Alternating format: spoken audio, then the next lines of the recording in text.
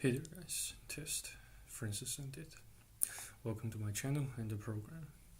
Tonight I like to talk about what I managed to realize and discover in the most recent days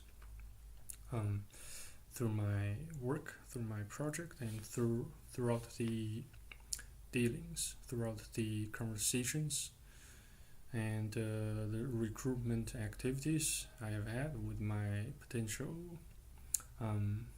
candidates as well as applicants. So first of all, I'd like to I like to share one of my experiences I've had. You know, with interviewing, with giving phone interviews, with interviewing those potential candidates, regardless of their selection preferences or selection priorities. Though I did happen to categorize them accordingly to my predetermined likelihood of success, of the extent or degree of adequacy I presumed that they had. Yeah, so pretty much, yeah. I have managed to to discover that well, it is pretty much based on my personal experiences with the conversations I've had with Aussie applicants as well as candidates. Well, I have discovered that there are a multitude of female applicants or candidates. There are far more female candidates who are currently seeking either part-time or casual work or work that take place during weekends. There are a lot more female than males who are searching for part-time, casual or weekend work, and I have managed to discover that yes, and many of them are already, they already have either conceived children or have already given birth to several children or a child. It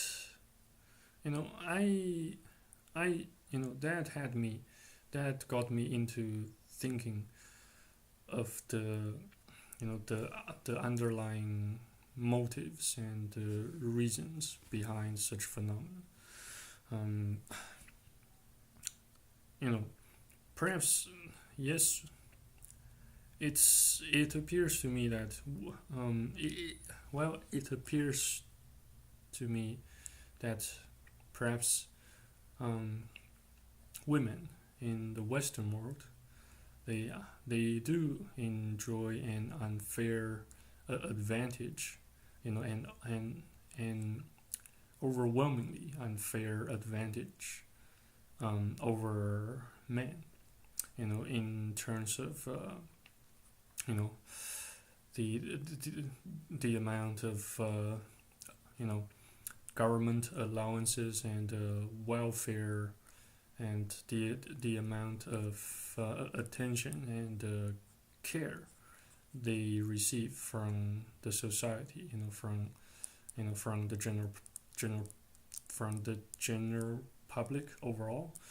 They do receive a lot more attention, care, and well-being from the general public than men in the Western world tend to receive. So, and if you are still having some doubts, then consider this. It is most likely a fact as far as I know. um, you know, men, especially young men, men who are currently at their ages of let's say ages of middle teenage, such as 16, 15, 16 to their late 20s to their early 30s. They're having, including myself, they are having a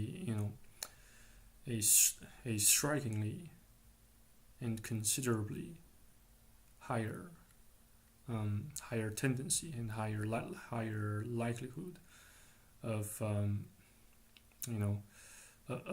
of falling victim to depression, to anxiety, and to a whole lot of physical illness, not to mention mental or psychological illnesses. But yeah, don't get too don't get too upset about this, because as men we do still possess some more natural, naturally occurring features, as well as functionalities that can make us trump over women. And I believe we should all thank God for that gift, for that natural, naturally occurring and naturally possessing gift that we receive from God, free of charge, completely. So, yeah, and I do believe that, perhaps, the purpose of life for women are, the purposes for the purpose of life of women's can never become as clearly defined as men's, because basically, you see, according to the book of Genesis, of the Bible, God made, God designed, He designed women to assist men in our work, as a helper, as a assistant, and as a both physical and both a soulmate and a physical companion. So yeah, in other words, to put it short, do not sell yourself short in front of women, in front of anyone else, including other men, because we will never know with absolute certainty what we are truly capable of. And I do believe that, I do believe I know better than anyone else on this planet that the current education system really,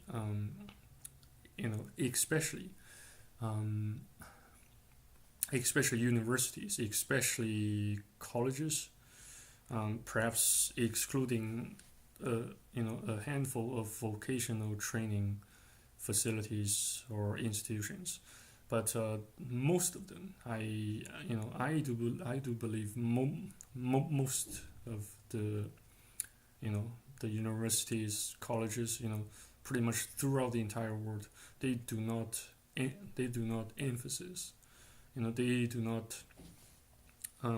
do not emphasize, and they do not emphasize on individuals' personal development, and they have a very a very limited competence. They have a highly limited competence on on how to precisely assess and judge each individual's capabilities and potentials in attaining and achieving a particular objective and a goal. Though universities, they tend they do sometimes evaluate the pieces the pieces of our work done from adopted or extracted from pieces of the assignments, the projects, the group projects we did to pass the course. Yes, though they do and they can sometimes assess them critically. There is never they never encourage us to look at things, to judge people, to judge phenomena, to judge the underlying mechanisms using multiple angles and perspectives. Let's say for example, I you might have already noticed on the on the brochures each university designed to attract more to attract more and more applicants to apply to study at the university. They still fail to see that they still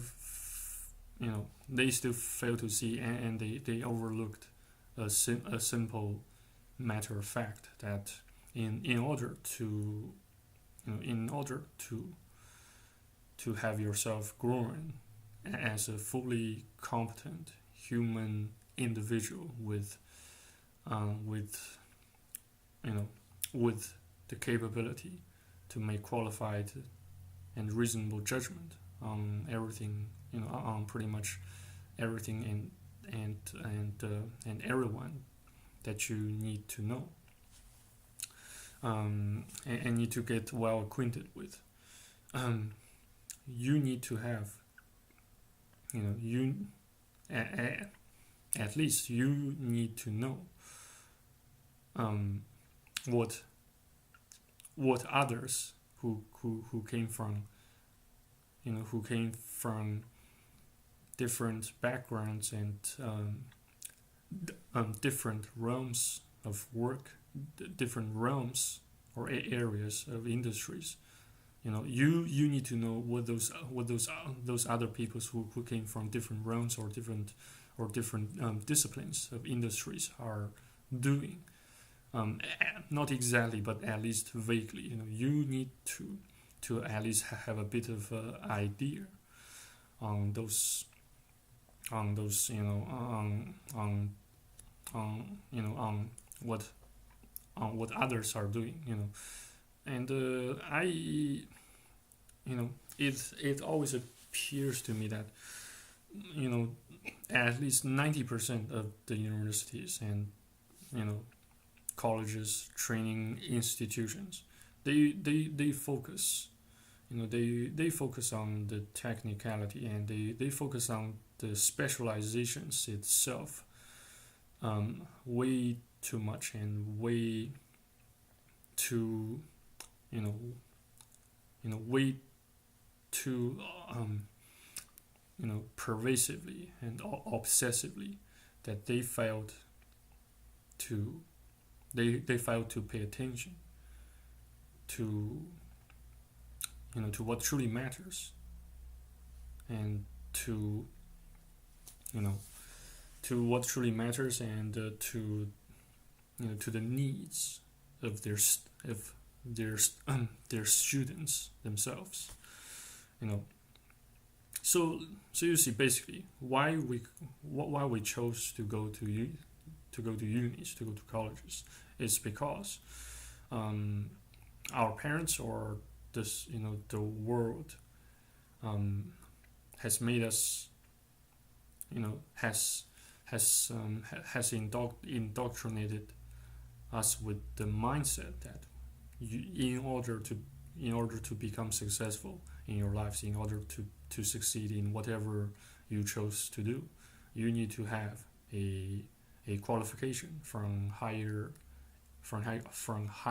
education institutions, like a university, like a college, like a training institution, or a vocational training facility, and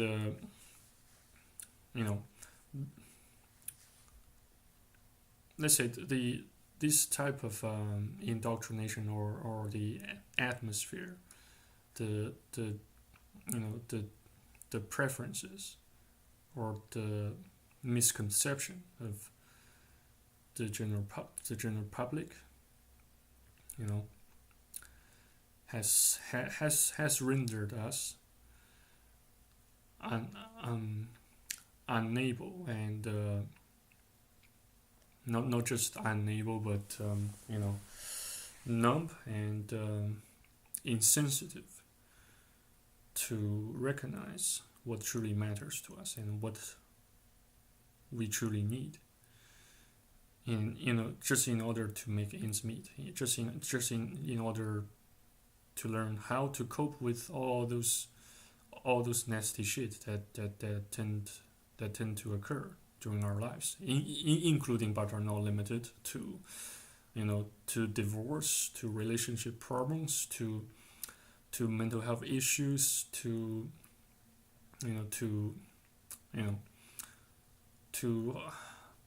psychological reconciliation,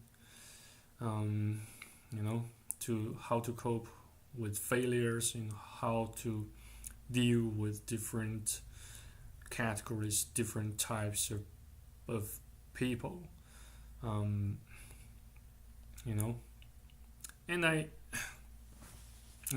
it's just that unis, colleges, vocational training institutions, they just overlooked the fact that pretty much we need to know, we must know pretty much a bit of something of everything and of everyone, in order to live a quality life, or in order to enjoy, in order to be able to enjoy a relatively, or a comparably high quality of life. Yes, so I believe I have mentioned some some other findings, and some other some other some other specificities regarding regarding the improvement of quality of life on my other YouTube vids. So if you do happen to feel interested, please feel free to check them out. Though no guarantee that you will find all of them, since apparently YouTube has rendered some of my earlier videos invisible, or just too old, or too obsolete to float upwards, where most people should at least notice them. They all pretty much been rendered unnoticeable and invisible. But regardless, Yes, perhaps. Yes, you know, on top of that, besides, I also like to I also like to add something more positive to this video. So, which is never, never, ever set limits for yourself, and never ever and never ever pay attention to people who are trying to pull you down, who are trying to trying to upset you, or trying to frustrate you, or trying to disincentivize or discourage your current effort towards attaining something you think that mean and matter a lot to yourself, to your current self, or to your future self.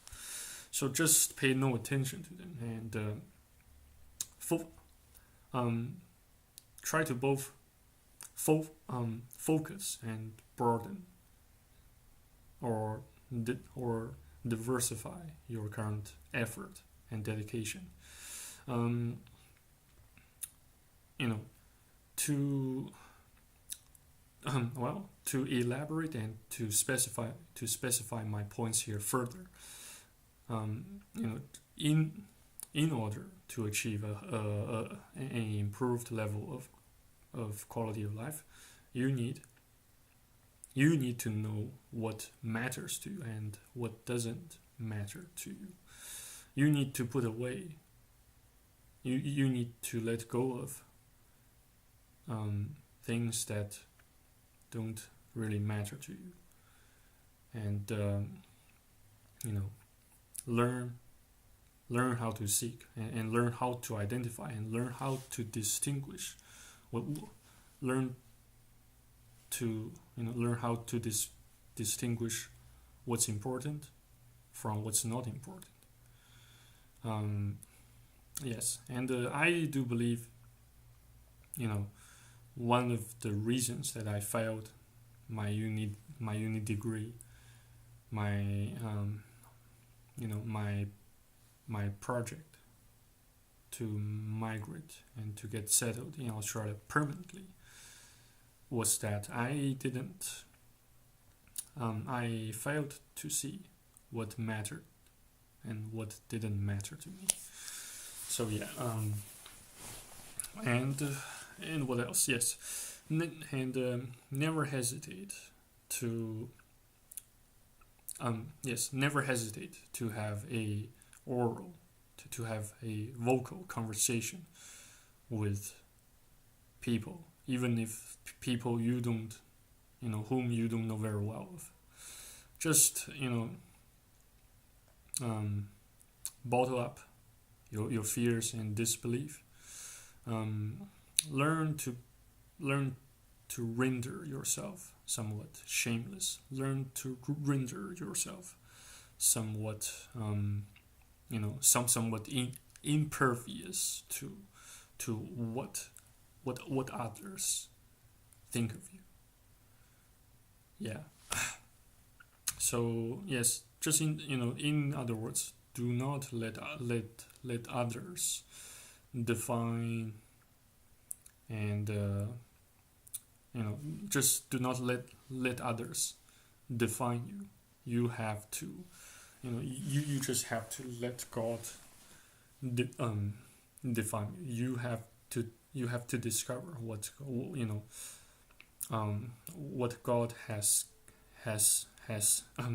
given you as gifts since the day of your birth. I don't know if you have read the Gospel of Matthew of the Bible. There's a famous parable named the parable of three servants. To put it short, a master gave three servants accordingly to a master gave bags of coins to 3 servants accordingly to their capabilities, to their natural talents. And the most those 2 servants who try their best to make the most of their natural talent and competence to earn, to multiply, to breed their existing wealth and money, they receive even more rewards. And the 3rd servant who fled from his duties didn't receive, he got himself into a situation or a place, with nothing but gnashing of teeth and more sorrows, craving or thirst for for the basic needs and resources to ensure his survival. So for those who failed, or who are reluctant to utilize, to make the best of what they have got presently, only the void, only poverty, and only destitution, only poverty or destitution awaits that person. But instead, those who never hesitate to dash forward, those who never hesitate to make the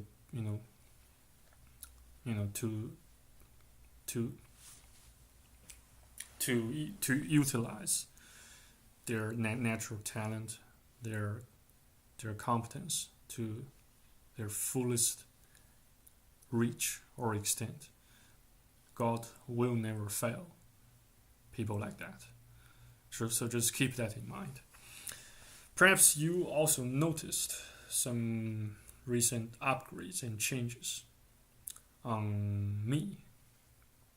Or in case you haven't, I highly suggest that you watch all my recent videos I created, ranging from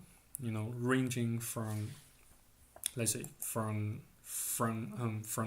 today's to the vids all dating back to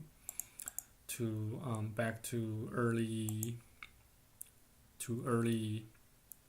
April of year 2018. So anyway, I believe I have wasted enough of your guys' time, or I hope I haven't wasted any of your time. Because I do believe there's still a high chance that you learn that you salvage at least something somewhat useful from this video that I created. So anyway, I am already considering, I'm already beginning to feel some burns and thirst and itch on my throat. So I guess this is where I have to stop. In case you have any questions, feel free to post it below this video as comments, and I shall try my best to reply to them where I can. So thank you again for watching and listening, and I suppose I'll be making some more prayer vids in the next couple of days. So do stay tuned, stay faithful, stay blessed. God bless you all, and I shall see you in the next video on YouTube. Amen. Cheers. Bye bye.